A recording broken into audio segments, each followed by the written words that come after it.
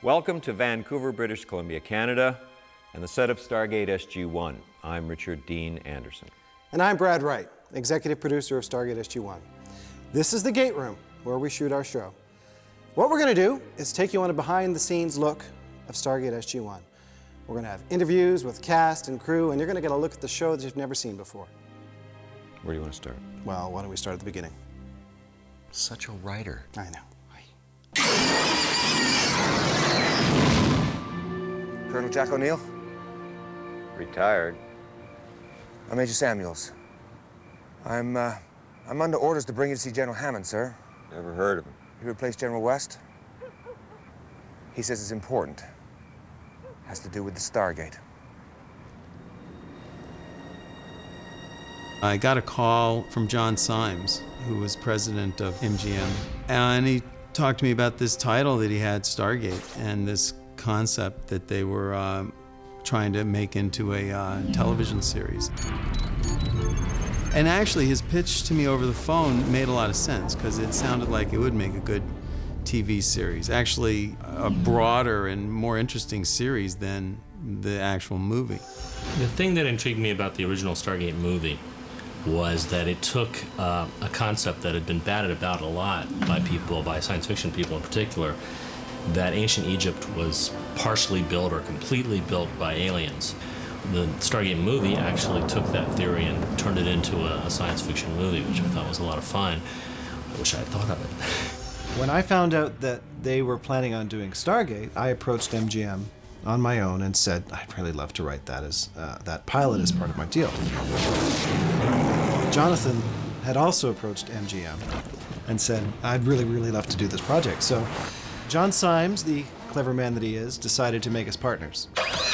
So he called us each individually and said, how do you guys like to do it together? And we said, great, because we loved working together. John just called me and said, I want you to do this project. And I said, well, what is it? And he said they had, MGM had purchased the rights to the Stargate franchise, and that they were developing a series, and that he wanted me to be a part of it. So I looked at the movie a couple of times and saw great potential for a series, for a franchise, because of all the elements involved in it. So I kind of signed on for it. It was originally supposed to be a 2-year gig. Showtime had ordered up 44 episodes. Middle of the first season, they ordered another 44, so the ball started rolling successfully pretty early on. But my involvement was by request. I told him that, well, you know, if we're going to try and get Rick involved, then he's going to have a lot more leeway with the character. I had to make sure that they were willing to put up with, well, in this case, endure my sense of humor and bring it in, somehow infiltrate it into the character subtly or with a sledgehammer. Lucy, I'm home. I am not Lucy. Oh, for crying out loud, will you just open the door? Once all the pieces were put into place to create the series, the biggest task still lay before us, and that was to create a story that stayed true to the feature, but was unique in its own way. And I think we pulled it off. Well, it wasn't without its challenges. To get the ball rolling and to execute the vision that we all had for the series was sizing up to be a pretty monumental task, because Stargate is a heavily visual effects laden show.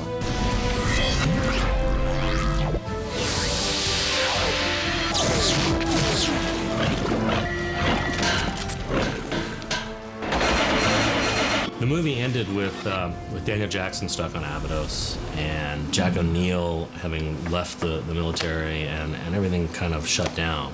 So the fun thing about the pilot was actually having the Stargate mothballed and figuring out that it goes other places, and figuring out how to get Daniel Jackson back, because he was a wonderful character that we wanted to keep alive.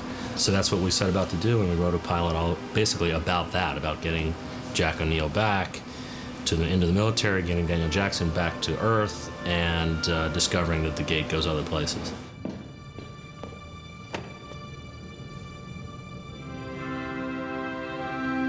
Permission to take a team through the Stargate, sir. Consider yourself recalled to active duty, Colonel. The one thing that we knew we'd have to do is create this cartouche that that showed that there were hundreds of Stargates out there. And we stayed true to the myth that the Stargate was used to pull humans through the wormhole to other planets as slaves. Good choice, Teal'c. Perfect specimen. For the pilot, we were actually shooting in the largest soundstage in North America because we had such massive sets to put up. And the Stargate facility itself is 2 stories tall.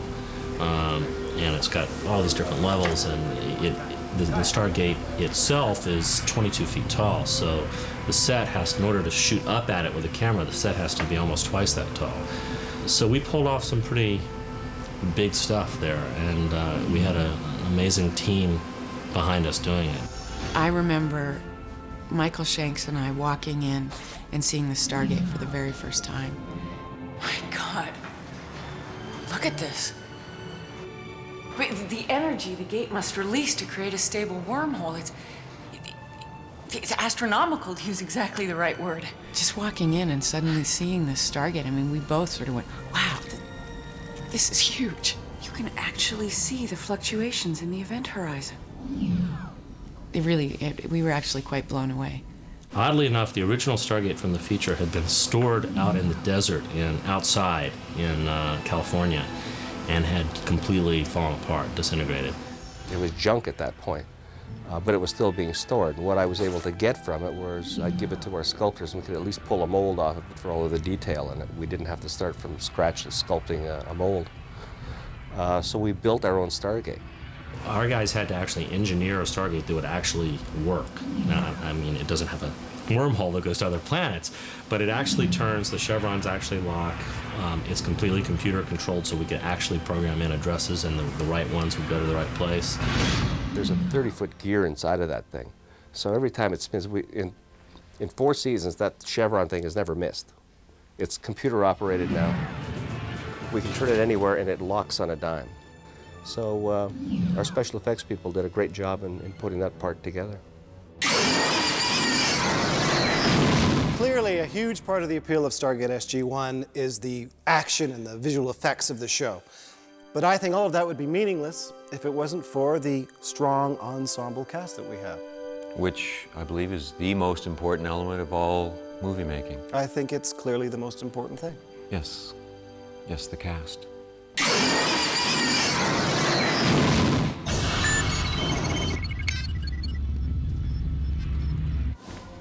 General Hammond, Colonel Jack O'Neill. Retired. I can see that. Me, I'm on my last tour. Time to start getting my thoughts together, maybe write a book. You ever think of writing a book about your exploits in the line of duty? I've thought about it, but then I'd have to shoot anyone that actually read it. That's a joke, sir. Yes, of course. The Jack O'Neill of the feature film that Kurt Russell portrayed went into a dark place, and his adventure with Daniel Jackson brought him out of it again. Kurt did a phenomenal job for that O'Neill and that movie, and you can get away with it in just a one-movie character arc. But for Rick to be interested in doing a long-running series, he has to have a much broader range for it to be interesting to him. Just remember, I retired. You wanted me back. When I met Rick, and he's got such a natural presence. He's got such a natural sense of humor. He's flip. He's a little glib. That's Jack O'Neill. All right, anybody with a snake in their head, raise their hand. Damn. What now? Now we die. Well, that's a bad plan. Lately, I get this weird feeling when I'm near Teal'c. Hey, who doesn't? Well, this sucks. I want to make sure you get one thing right. It's O'Neill, with 2 L's. There's another Colonel O'Neill with only 1 L. He has no sense of humor at all. Kurt Russell is just, he's a phenomenal guy, and he did a great job with it, with the character. But I knew just by looking at his hair that I couldn't do that. I mean, who can do that with their hair?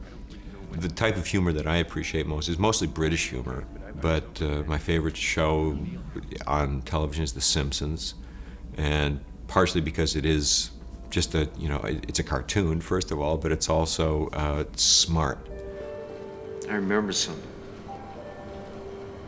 There's a man. He's bald and wears a short-sleeved shirt, and somehow he's very important to me. I think his name is Homer. Doesn't ring a bell. When Jonathan and I were first conceiving her character, I was concerned, and arguably so, that we were creating a superwoman. She was a military officer. She was a physicist. She was beautiful. She was perfect. She had a lot of those attributes that make a character ring false if it's not portrayed correctly. Sam Carter was very linear. She was one-dimensional in that she was this out-to-prove herself feminist sitting on her soapbox with this raging diatribe about equality, which I personally, as a feminist, found really tired and really boring. I take it you're Colonel O'Neill. Captain Samantha Carter reporting, sir. But of course you go by Sam. You don't have to worry, Major. I played with dolls when I was a kid. So I talked to the writers about it and said, A, women don't talk like this. B, why can't she just be a member of this team without constantly raising the flag that she's a woman? Well, that was refreshing. She's she's, I think, an integral member of SG-1. She loves the people that she works with and would die for them. And that's something I really like about her, is her incredible loyalty. And she's starting to warm up a bit and have some fun. What you doing? They salvaged a couple of replicator pieces from the ocean. I thought I'd have a look.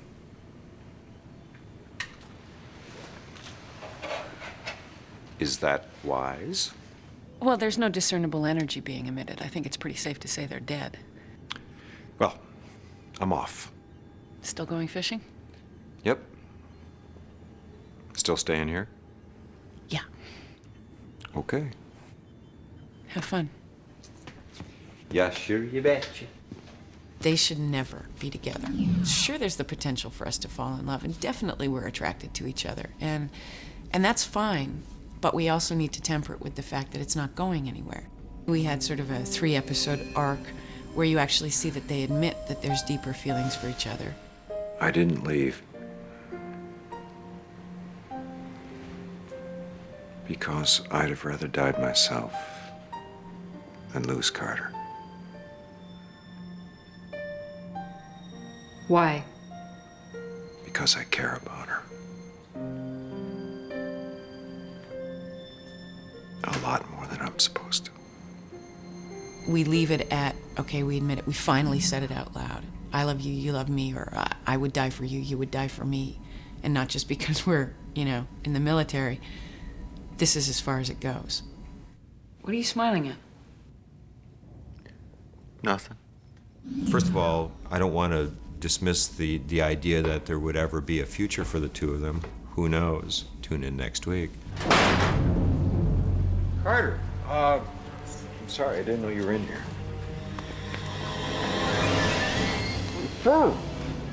Wait, what the hell's going on? I want you. Why? No. Carter, this is a little out of line. Don't you think? Crying out loud.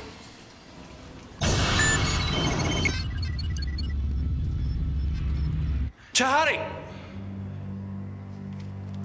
Chahati! Lower your guns. Hello, Jack. Oh, welcome back. Michael Shanks walks in and does a perfect imitation of James Spader. And he portrayed the Daniel Jackson from the feature perfectly. And I knew that was a great place to start. And I also knew that meant he was obviously going to be capable of going so much farther. And I think over the course of the last 4 seasons, Daniel has grown from the archaeologist nerd that he began as, and he's become a capable soldier. You should see him with a P90 running down the halls in episode 1 of season 5. I think the best way to put it is he is a type of moral conscience for the team. He started off being that, token translator, but due to the nature of our show, we can't exactly have every alien race speaking another language, so he's become more of a moral center to the team, and he's the person who tries to see outside of the box. We've only ever seen one side of this. Do we even know why they're fighting? For their lives. Yes, and I was all for saving those lives, but we're about to go way, way, way beyond that.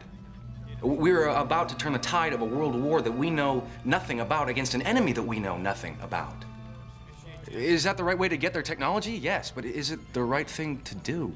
He adds that other dimension of, well, let's look at this more as human beings than as some people who have to follow orders to achieve a goal. So I think he's the naive one. He's the more innocent one, but he's also, I think, the believer in the best of human nature. Don't shoot! Ka!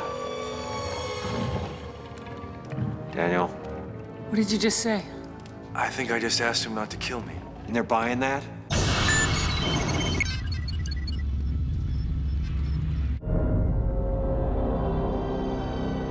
He's the only guy out of the entire cast when we were picking everyone who we all saw and went, okay, Teal'c, good, moving on. It was so obvious. He spoke, he's got the voice, he's got the presence, his arms are as thick as my waist. He was the guy. You. It's very difficult to write for Teal'c. He doesn't, make suggestions. He doesn't jump in and make jokes. He doesn't share in the same banter that the other three members of SG-1 often participate in. But he is, in so many ways, the center. He's the still one. He's the center of the group. How does she fly, son? The vehicle performed within expected parameters. Woohoo! Sorry, sir. I couldn't help but get caught up in Teal'c's enthusiasm. I think in the beginning, Teal'c was very focused on his people and their plight and freeing his people and his wife and son, and didn't really care to assimilate much with human beings or anyone else that he came across. I think he was very single-minded in his quest to help his people. Father! Rack! I never meant to hurt you, Father. Rack is returned. Does anyone besides me think this was just a little too easy? Yeah, careful, Teal'c. That was an awfully fast turnaround. My son is strong.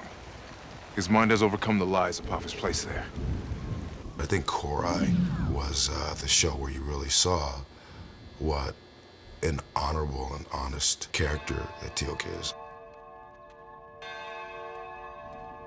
So you were following orders? Hanno's father died by my hand. No one else's. I am responsible. What I did while serving Apophis, I will not hide from. Even if the punishment is death? Then that is what I deserve. Teal'c, you sound like you want to die. Colonel O'Neill, have you ever faced the crying eyes of a child whose father you have just murdered? Not exactly. The notion that of honesty and being accountable for things in your life, no matter what the repercussions are, I think that's the pure essence of Teal'c. Teal'c, look scary and take point.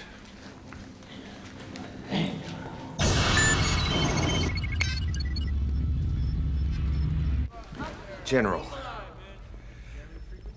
maybe we should consider using the Stargate as a strategic weapons platform. We already tried to send a team through to Dr. Jackson's coordinates. It won't work. And I can't think of any military reason to wipe out the people of Chulak. Since I am no longer wanted or needed here, I respectfully request permission to join one of the teams headed for the Alpha site, at least Permission denied. The idea is to send the best and brightest, Colonel. When the time comes, you will stand alongside the men and women of this command in defense of this facility. But, sir... I ask no more or less of myself. Dismissed. The biggest compliment to Don that I can think of is that he truly does portray a military officer, especially a command military officer, with accuracy. He's not bombastic. He doesn't throw orders around like most television generals or film generals, for that matter. he's a thoughtful, considerate man, and I think that lends a lot of credibility to the character. You've all been briefed on the mission by Colonel Makepeace. You know the enemy. You know the risks. What I'm trying to say is I would rather not order you to do this. So I would like all of those willing to attempt the rescue of SG-1 to take one step. His strengths are his intense loyalty to his people and to his family. There is an episode called Chain Reaction in which some people threaten to kidnap his grandchildren, and as a result, he resigns. He leaves the command, regardless of how much he's invested in it and how much he loves the service. He will not cross that line. Let me just say it's been a pleasure serving with all of you. Miss you, sir.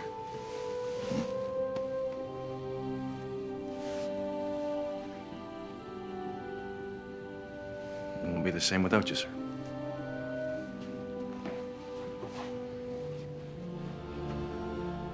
On Chulak, when a great warrior retires from the field of battle, it is customary to sing a song of lament.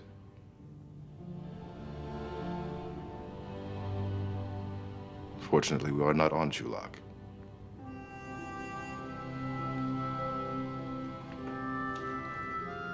Take care of yourselves. That episode when he commits a court-martialable offense to go save SG-1, going through the gate himself and using aliens to save SG-1.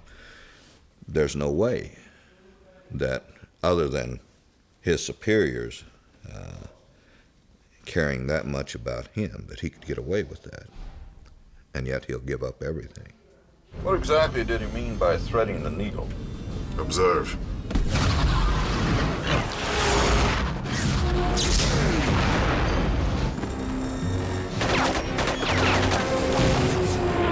Fire.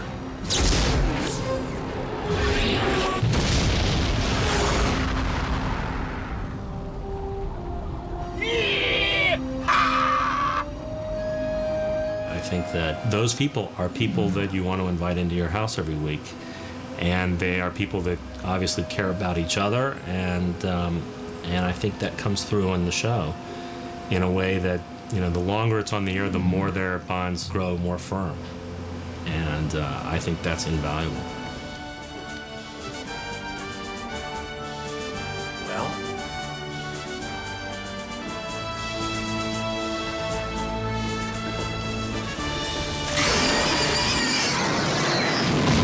Well, hopefully you've now gained a little more insight into our show and its characters and enjoyed following their many adventures. Oh, time flies. Say what, Bradley? Yes, it does, Richard. You know, our goal continues to focus on taking these characters in new directions and pushing the envelope wherever we can. Which, by the way, I think is the most important aspect of all production. You're right again. That's true. Thank you.